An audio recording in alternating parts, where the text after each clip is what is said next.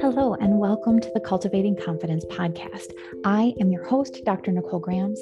I am a life coach who specializes in anxiety, health, and human design. And I also happen to be a functional medicine pharmacist. This podcast is a compilation of conversations that I've had with clients and colleagues. So listen in as we explore the mind, body, and soul's confidence in its many forms. Thank you for being here again. I've been traveling today. I just got down to Florida and it's really hot down here. So it is not what I'm used to in my Wisconsin weather and I'm all out of sorts. But anyway, I've got a good story to start with about anger, which was the chosen and requested topic for tonight. So I'm sure all of you have experienced anger. I know I certainly have. So for some of you, anger is something that you experience on a very regular basis. And for some of you that we've talked about human design in the past, but if you're a manifester or a manifesting generator, anger is one of your default settings for the not self. And for those of you who are new, who don't know that much about human design, we're not going to talk about it a lot tonight, but just know that there are 5 different energy types. 2 of them have a lot of anger built into their system. So it might not be your fault. All of us have our own self-inflicted anger that we have throughout our lives. And sometimes we get addicted and sometimes we, think that it's, anyway. All right, bring it back to my notes here. Okay, so anger has this innate resistance that's built into it. There isn't there's like self-inflicted suffering inherent in anger. And if you're familiar with the work of Byron Katie, you experience the suffering when you resist reality.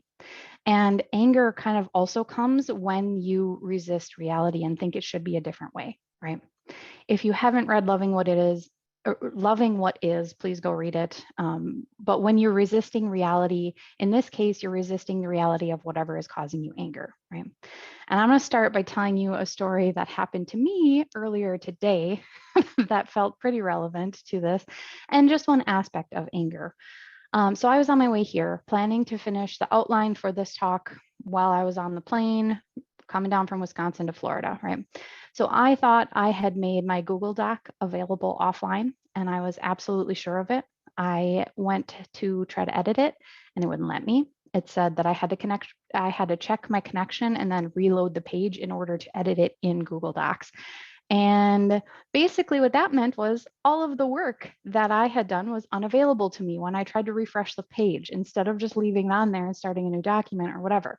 But luckily, I have done the work that I didn't slip into self-criticism because I was pretty certain that I had done the right thing, right? I had clicked the buttons, whatever, but I was absolutely sure that everything was how it was supposed to be when I left home this morning.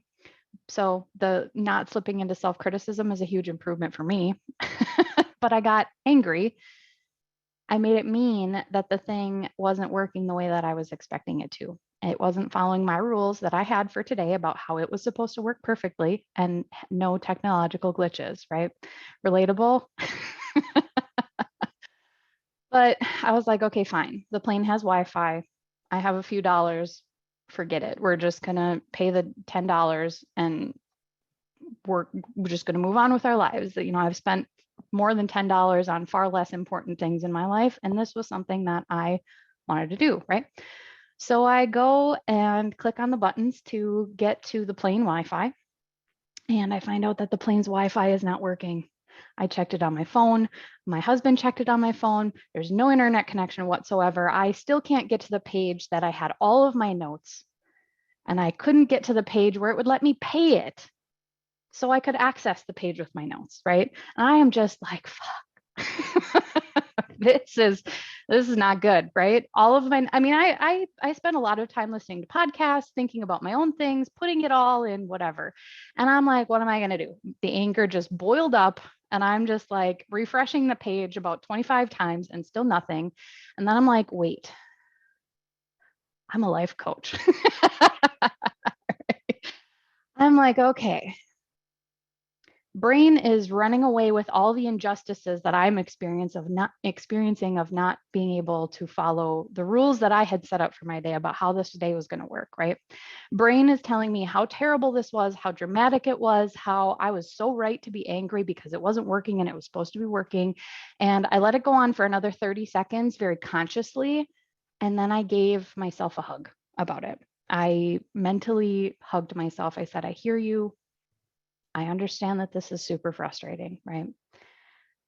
I understand that it feels very important for me to be mad right now. And I appreciate you being here to defend me.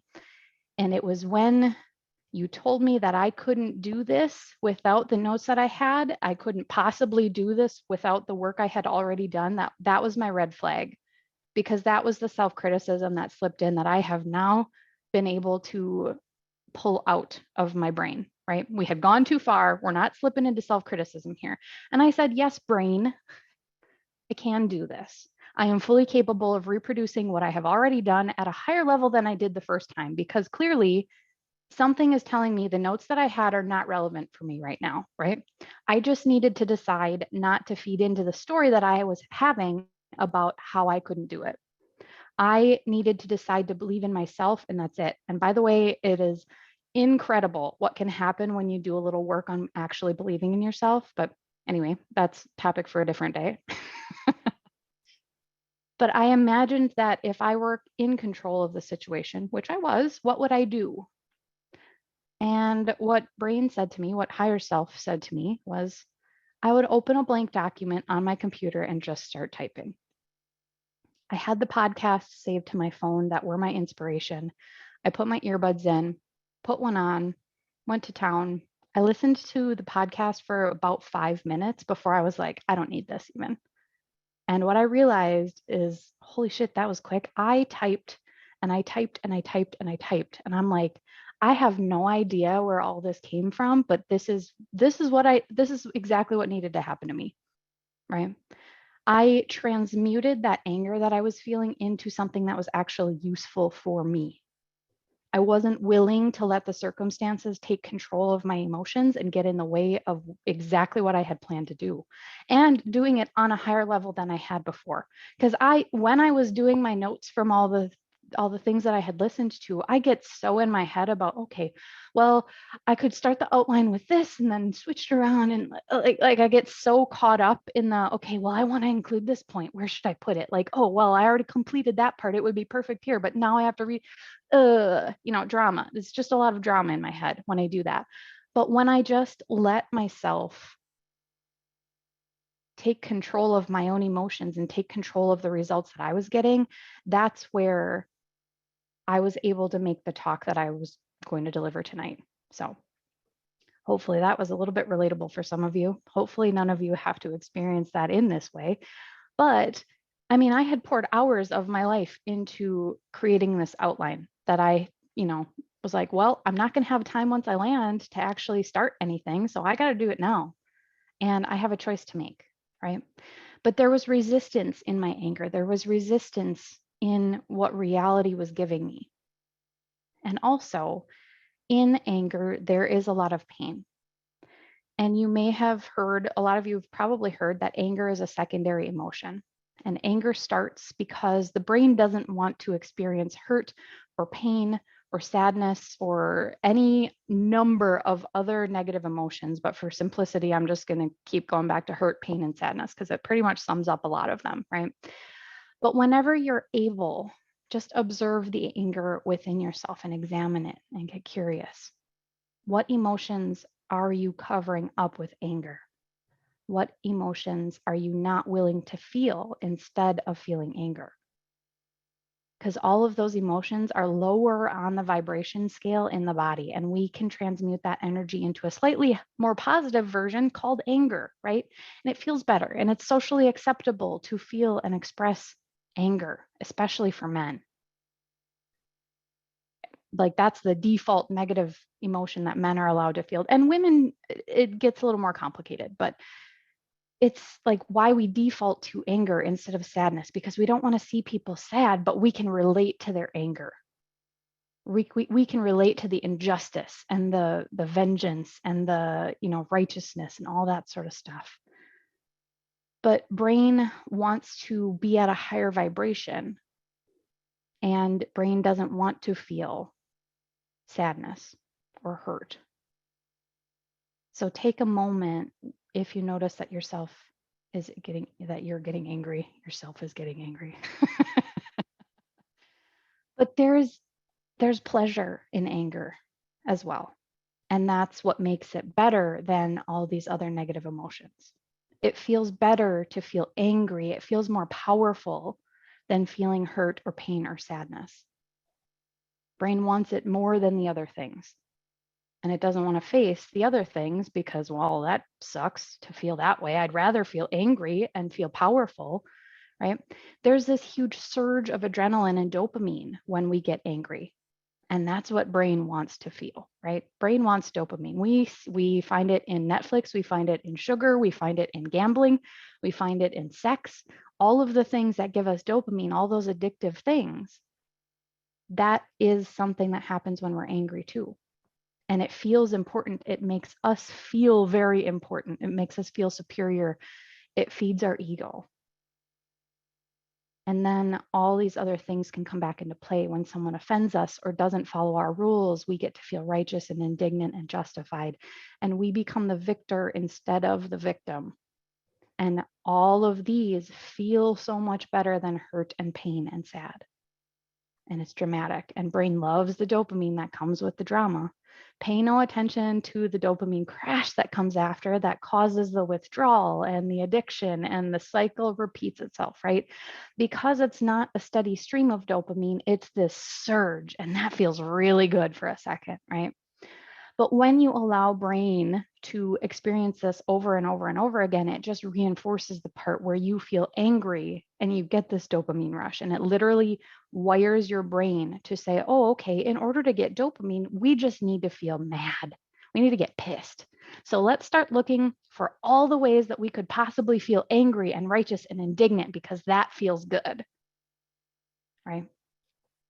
It's a huge investment of energy that you spend every day when you're stuck in these cycles to find these feelings from the things around you. And you literally create it in your life if you don't see them already. Everything's going good. Well, we need a little bit more drama. We start to pick at things, right? We what's the word I'm looking for? Self-sabotage.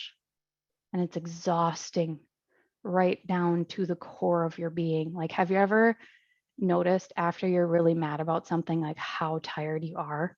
At least for me, I'm like, I just spent an hour being so mad at some, telemarketer, whatever it is. I tried to get through customer service and blah, blah, blah. I'm trying to return this thing and they want, you just want to lay down and take a nap because all of your energy is just gone. And I don't know about you, but it's more energy than I have to give towards things that are not building the life that I want.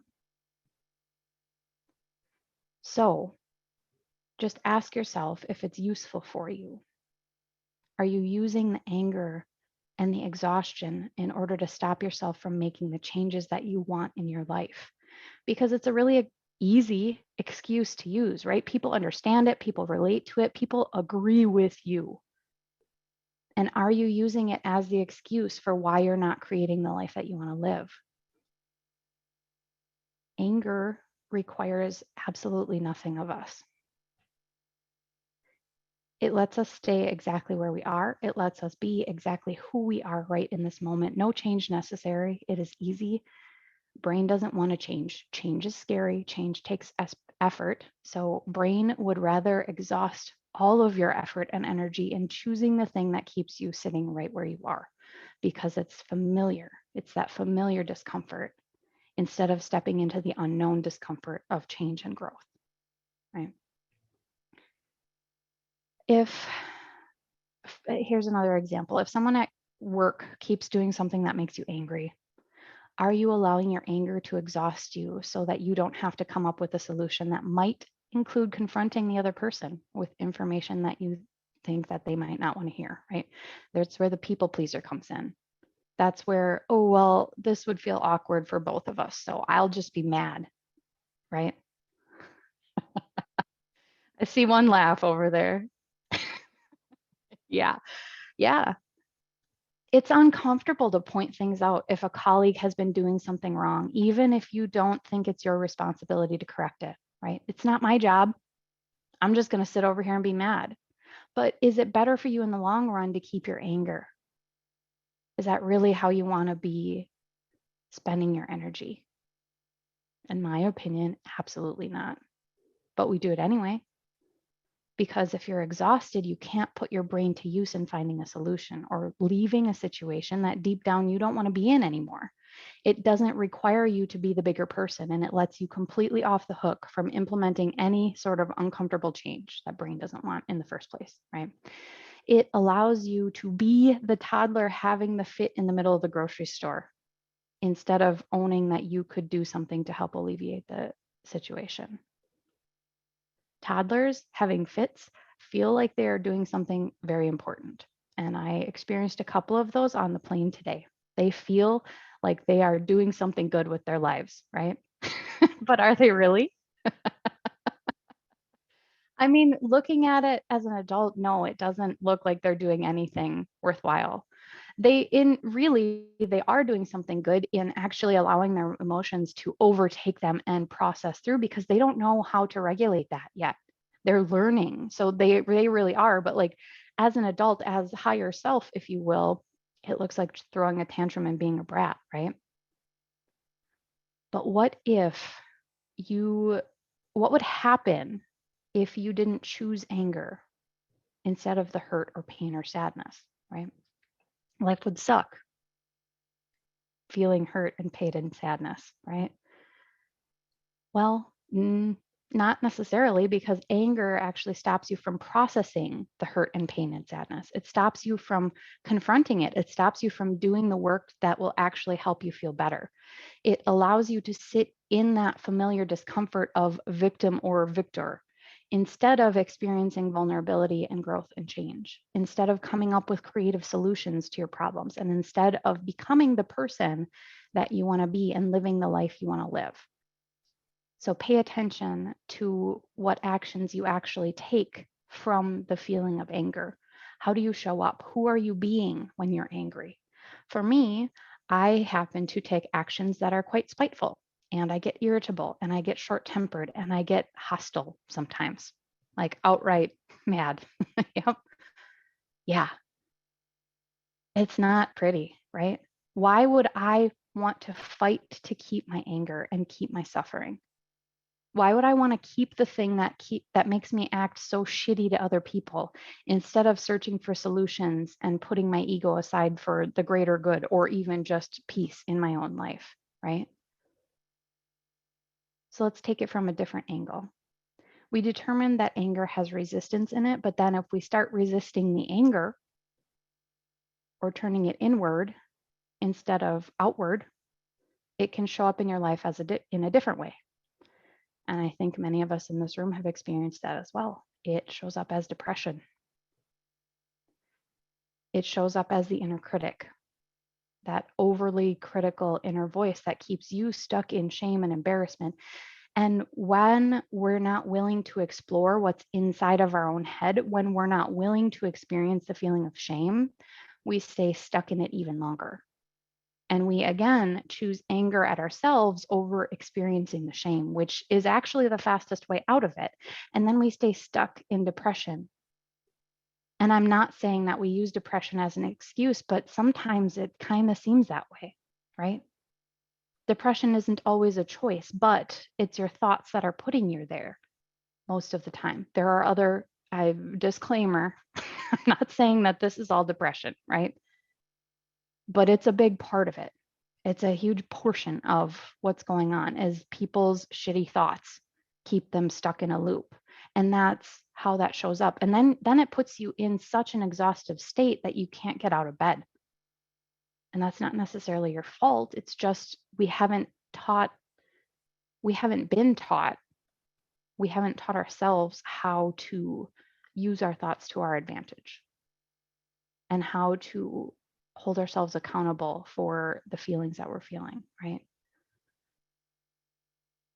But yeah, it's the fastest way out of it is going through it. And if you're not willing to experience shame and feel what it feels like in your body, then you're not willing to feel most things in life because you're supposed to feel shame sometimes, right? But learning to feel your feels becomes ever more important. And we've talked about it in every single session so far, right? There's a reason that it's so important. And that's why it's important to examine these things when you're not in the depths of it. So you have to be willing to practice the feeling of shame and realize that there's nothing wrong with feeling shame. There's nothing wrong with feeling literally any emotion. There is just resistance, and when we resist it, we cause ourselves suffering on top of the already negative emotion. And the same happens with anger. I shouldn't be mad, but I am, right? Why am I mad about this? And we criticize ourselves. But like, here's your chance to find out. So do a thought download, write down everything in your brain about whatever it was that made you mad and what you made it mean. And do that thought download as soon as you possibly can, or like do a voice memo and just talk if you're not into writing things down. Just examine it and do some reflection and do it before the anger has completely resolved, because that's when you're going to get the truth of what's causing it. Because we often will have these moments of intense anger and then we'll look back at it and we'll be like, oh, well, that wasn't such a big deal. But like in the moment, it really, really, really was a big deal. And that's when we have the opportunity. And I know some of you have experienced this with my coaching when you called me in a panic, or something like that, where it's like, no, if we didn't have a chance to work on this right now, we're going to miss the opportunity, right? And it just, you have to explore it when you're not in the depths of it as well, because brain doesn't really want to redirect when it's in fight or flight, when it's in victim or victor mood, right? You have to be willing to practice feeling things like shame and feeling things like depression, even, and realize that there's nothing wrong. But when we resist it, again, it's just that suffering on top of it.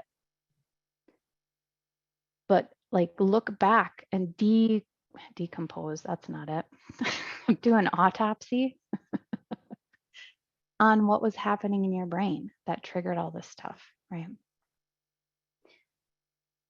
But when you commit the thoughts to paper or to even just a voice memo that you then actually do listen to, it becomes quite comical what your brain is presenting you and caused you that much anger. Because usually it's disproportional. Somebody cut me off in traffic. Oh my God. Rah, rah, rah, rah, rah.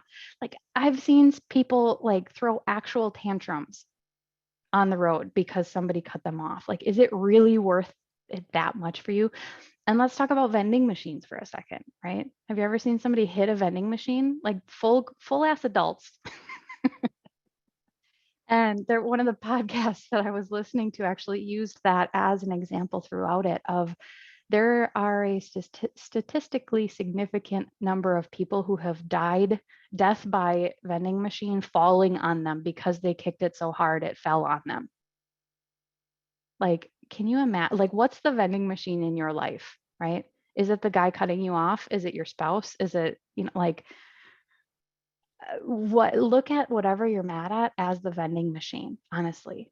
Even if it's a huge person or a small person, whatever size person, huge isn't the word I was trying to say there. But even if it's a person, right? Human person. Yeah.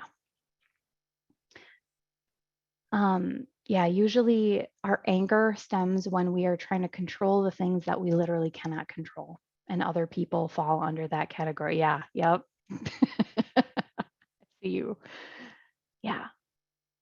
But trying to make people behave in ways that they don't want to behave, they will not comply ever fully, right? Just let that shit go and work on you, because it is much, much easier to work on you than work on trying to control everybody else around you. Whew. Take a breath with me here. Just so, how do we make anger actually useful in our lives? How can we use it for our benefit? Using anger as a spark is good as the igniter, but we have to transmute it into something else. Think about Martin Luther King Jr. He started a whole movement that was ignited by anger, but we don't know him for his "I haven't a lot of anger" speech, do we? We know him for his "I have a dream" speech. He turned his anger into a dream and he communicated it to all of us for generations to come. He turned to the future of what he wanted to see instead of focusing on what was wrong with what he currently had. And you are just as capable of turning it into something productive for you. So what's your "I have a dream" speech? What do you want to bring into your life? And focus on what you want to bring into your life, not what you want to run away from.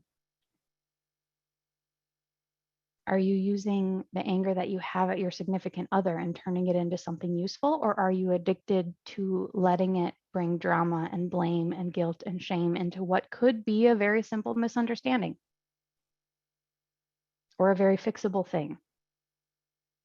Are you letting it deteriorate your relationship with yourself and your loved ones because you want to be right more than you want to be at peace? Where is it worth it to you? Are you using your anger as an excuse to be so exhausted that you don't leave? And that's okay. Just be honest with yourself if that's what you're doing, right? And sometimes it can be, yeah, I don't know where I was going there. It was really important for a second, and then I had shiny object syndrome in my brain. Anyway, all right. But sometimes letting go of anger is allowing yourself to be misunderstood by other people, allowing others to actively misunderstand you. Those are just not your people. And if they're committed to their story more than they want to open up and be vulnerable and potentially be wrong about something, why are you trying to waste your time convincing them? There are plenty of people who don't need to be convinced. Just let them be wrong. And also, let's turn that around and don't let yourself be committed to misunderstanding others. Be vulnerable, experience embarrassment over righteousness. Right? Own up and take responsibility for your own feelings because no one is making you be mad about anything. You're choosing that for yourself. And if you can find the place where it becomes a choice, that's where your power is. And what are you giving your power away to? Are you giving your power away to the vending machine and how it needs to act the right way, or else you're going to get mad, right? Are you giving your power away to the Wi-Fi on the plane?